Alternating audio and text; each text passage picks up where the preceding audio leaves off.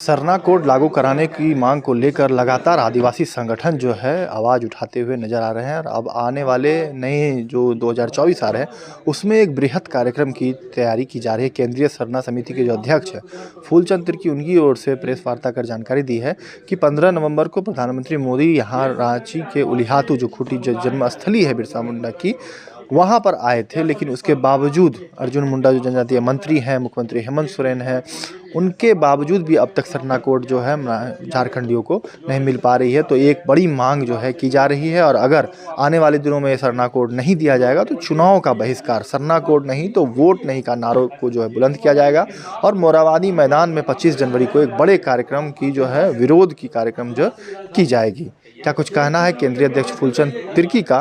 केंद्रीय सरना समिति के जो है उनकी तरफ से जो एक बड़ा कार्यक्रम का आयोजन किया जा रहा है सरना कोड लागू कराने को लेकर, मांग को लेकर जो है सड़कों पर सभी अपने आदिवासी परिधान संस्कृति के साथ जो है सड़कों पर मांग को लेकर उतरेंगे। यह कुछ आप देखिए।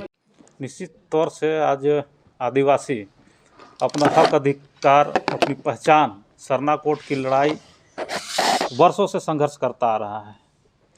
हम लोगों ने बहुत सी लड़ाइयाँ लड़ी।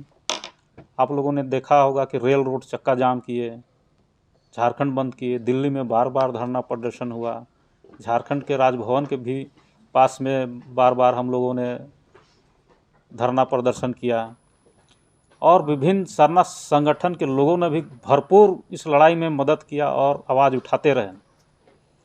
और 15 नवंबर को आदरणीय प्रधानमंत्री नरेंद्र मोदी जी बिरसा के जन्मस्थली उलिहातू आए थे। उस समय 15 करोड़ भारत के आदिवासी उम्मीद लगाए बैठे थे कि प्रधानमंत्री सरना कोड के बारे में कुछ बोलेंगे, कुछ घोषणाएं करेंगे, लेकिन ऐसी कोई बात नहीं है। सरना कोड के बारे में कुछ बात नहीं किए, जिससे 15 करोड़ आदिवासी ठगा हुआ महसूस किए और एक जो है फिर से वो बाध्य हो गया कि फिर से हम लोग जो है जिस तरह से आंदोलन करते रहे उस तरह से हम लोग सरना कोड के लिए आंदोलन करेंगे। क्योंकि आदिवासी हमेशा से सरना कोड का लड़ाई लड़ते आया है और अपना हक अधिकार को लड़ के लिया है।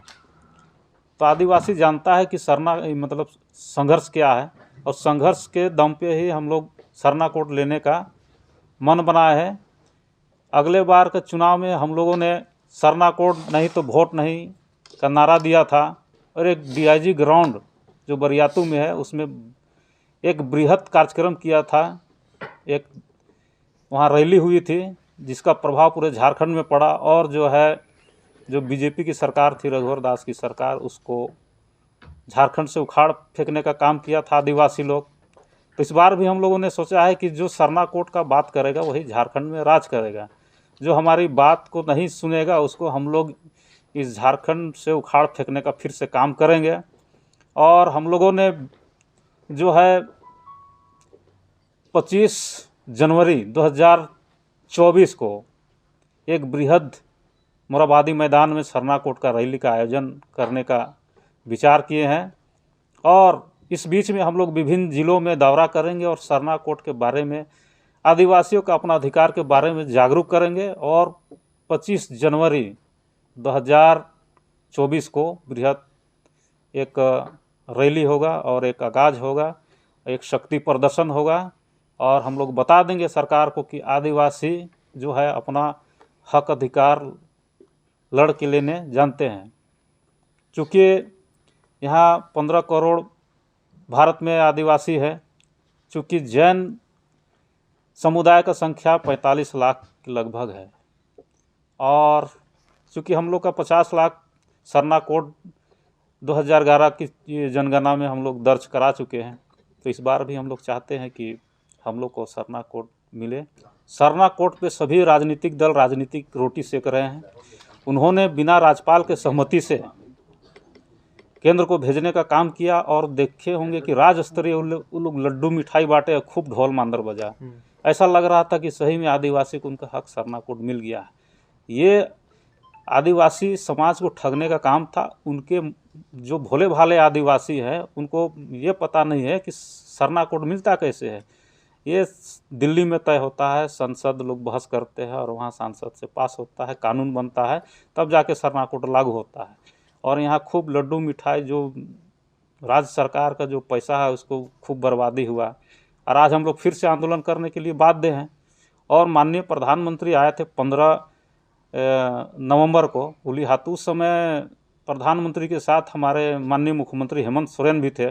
सरना कोट के बारे में उन्होंने उसको विचार तक नहीं किया या उसको कहा भी नहीं। हाँ, अर्जुन मुंडा भी थे। तो किसी ने सरना कोट के बारे में जो बोला नहीं कि सर आदिवासी यहाँ आदिवासी बाहुल क्षेत्र है और यहाँ आदिवासी लोग को सरना कोट देने से इनका हक अधिकार बचेगा, तो ये घोषणा कर दिया जाए, इतना भी कहना वो लोग को उचित नहीं समझे। इसलिए हम लोग मान गए हैं कि अब जान गए हैं कि अब हम लोग आदिवासी को लोग ठग रहा है, अब हम लोग ठगाने वाले नहीं है। इसीलिए हम लोग लोगों तक जाएंगे, गांव-गांव तक जाएंगे और जो सरकार, जो राजनीतिक पार्टियां का जो विचारधारा है उसको बताएंगे। और जो हम मैनिफेस्टो में जो सरना कोट का जो लागू करेगा, चुनावी मैनिफेस्टो में सरना कोट को जो जुड़ेगा उसको हम लोग सपोर्ट करेंगे। लाइव लगातार के रांची में कौशल कुमार। लाइव लगातार के वीडियो को लाइक करें, सब्सक्राइब करें और बेल आइकन को दबाना न भूलें।